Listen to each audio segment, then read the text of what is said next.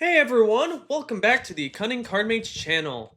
It's time. We're here. It's the beginning of the new year, so that means it's time for our first magic set of the year. That being Lorwyn Eclipsed. And this is really exciting for all of us because it's the first time we're going back to this plane in a hot minute, and for many people it's going to be their first experience being able to experience that.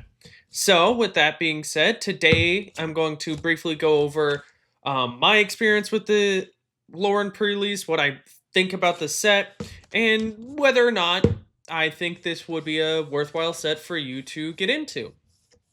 That being said, let's get into it. So, first and foremost, if you haven't watched one of these videos before or done a pre-release of your own, I'll happily break that down right now. So a pre-release is a event that comes out a week before the set proper goes live. You sign up at a local game store, and they will give you one of these kits that comes with 6 packs, a promo card, and a spin down. Part of that is then using all those packs you open and the promo to build a deck and playing a best of 3 games and just to have fun. I had a bit of fun with this, but before I go too deep into the weeds of that, let's briefly talk about Lorwyn as a whole. So, Lorwyn is a set that first came out in October of 2007, and a follow-up set included Shadowmoor that came out in 2008. Lorwyn Eclipse is the return of that set is a return to that plane where we see Lorwyn and Shadowmoor have been combined into one plane, and this is in the cards of having different cards be two-sided to show a character going from the happy brightness of Lorwyn to the dark, dreary nighttime of Shadowmoor. I found this a really interesting mechanic-wise, just because it's a fun flavor and was a huge reason as to why I wanted to really check out this set. Well, that and the really cool Jim Henson puppet music video that Magic put out.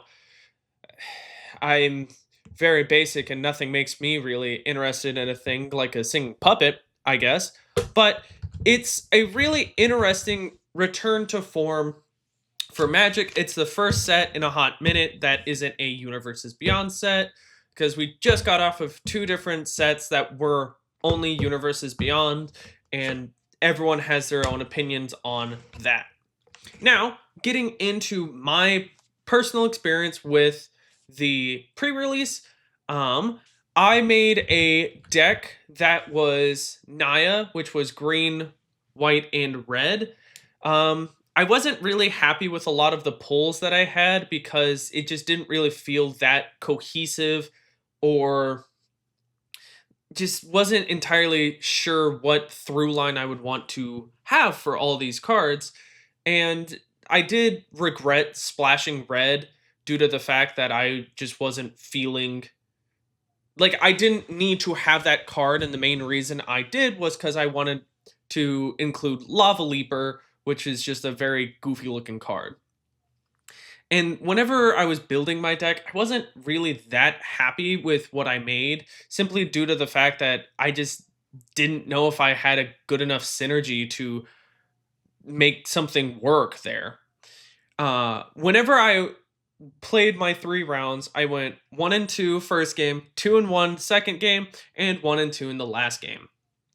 Of the 3 different games that I did play, I definitely enjoyed the first game because it was playing against a person I've played and talked to a lot and have like a decent like conversation going with, and we were both like a little indifferent of how our decks went, and I just enjoyed the way my last round went with that because of me just throwing caution to the wind and playing Lava Leaper, which ended up getting me absolutely trounced because I just didn't have any cards to play. But, I didn't care.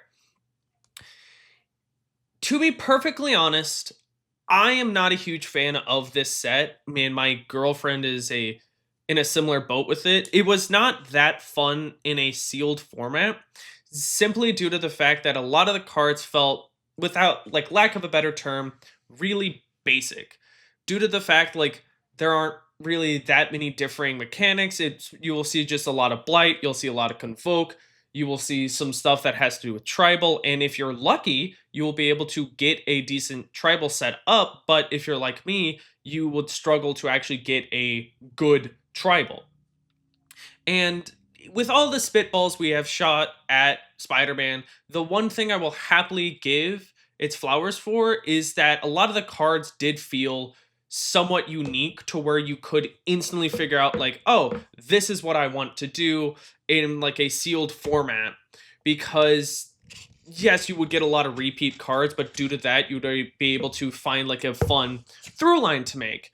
And here's my big disclaimer: this is my opinion. I'm not saying if you enjoy this set, that's you're terrible and you shouldn't be a part of this community. That's not what I'm saying at all. I just didn't really enjoy this set as much, and I don't know if I'm going to be picking up that many packs. And it's just it's really interesting to see how this goes, because I'm hoping that this isn't going to be like mildly indicative of the in-universe sets in Magic, where they're not as fun and flushed out compared to like universes beyond.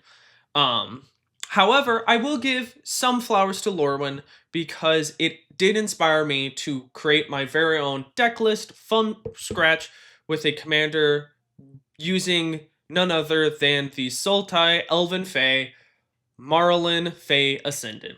And that is a deck I'm kind of excited to try out because that is the very first deck I've ever made myself and haven't just used some deck list off of like EDHREC as a base template.